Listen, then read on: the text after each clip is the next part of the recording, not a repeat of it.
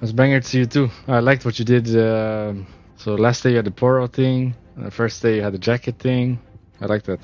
Actually, we were supposed to talk about you on broadcast. Well, like we ran out of time day 2 before the show, but we were supposed to talk about you actually, or I wanted to talk about you before the show on day 2, but we ran out of time, so they just skipped us after Veddy's segment on the static shifting and sent it straight to casters. But basically, long story short, what I wanted to say is you're fucking good, but there's a lot of pressure on you, so it's like understandable that you're going for the place. Because basically what I wanted to accomplish was for the audience to understand that the reason why you are going for plays, in my mind at least, is because you're the carry of your team. Your team lives and dies by you carrying the games. And from the outside, maybe in day 1, it looked a bit like you were trying too hard, but I wanted people to understand that that's coming from a good place. And that segment never happened, so I'm giving it to you now. I would have obviously delivered it in a better way, and I would have made sure they had some nice stats and everything for you, but I wanted to let the audience know that you are trying really hard to carry, and it comes from a good place, that you are going for plays like risking it. But that segment never happened, so here you are. Yay! Exakick segment. Best of luck in next week.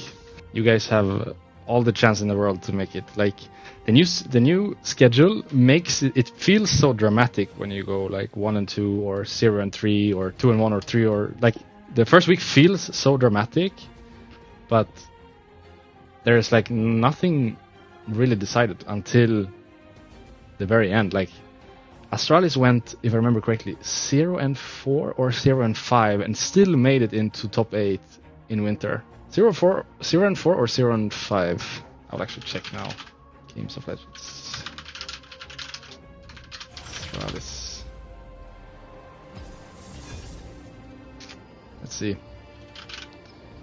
Astralis season 13. Let's check winter match list. So they started 0 and 5 in winter, won 3 games in a row and made it into playoffs. So it feels really dramatic how things are going in week 1 and even week 2, but in the end, there's all the chance in the world to make it for every team.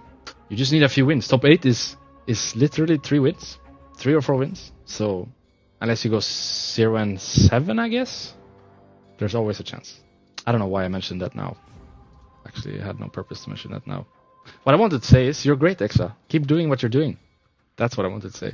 And that was a bit sad I couldn't do your hype segment. I wanted to give you some hype, but didn't have time. How does preparing for LEC Live go? Well, we discuss backstage what we want to touch on before each game or after each game. Like we try to make it include everything as much as possible, right? But there are some storylines that just are, more important than others, and there's only so much time, so you kind of have to pick your fruit very carefully, what you want to touch on. And I really wanted to touch on Exakick a little bit after day 1, because I felt like he was trying so hard to carry, and sometimes that can be misinterpreted as inting. I mean, it is also inting, like going for plays that maybe didn't have to, or just making a mistake mechanically or whatever. But I wanted people to understand that he is coming from a good place, or at least I think he's coming from a good place. He's really trying to carry, I think, because that's kind of been SK this year. It's been live or die by Exakick. I wanted to push that sentiment a little bit. It felt important to me at the time, and we just didn't have time because we tried to plan it. It's 15 minutes. We want to cover X amount of things, and then it's hard to like exactly nail the timing, and we just ran over a little bit on other segments, and then out of time. So it is what it is. Next time. But I actually thought it was really hard to prep for week 1, day 1, week 1, day 2, because there's no games to go off of. It's just predictions and overreacting from day 1. That's basically all it is. And normally when I've done this, I've come in later on. Okay, I got it, I think.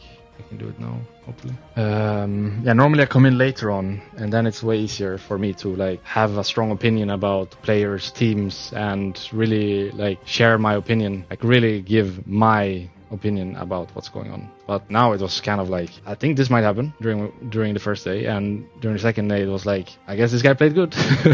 Just felt like too little sample size to actually really give proper analysis of what's going on.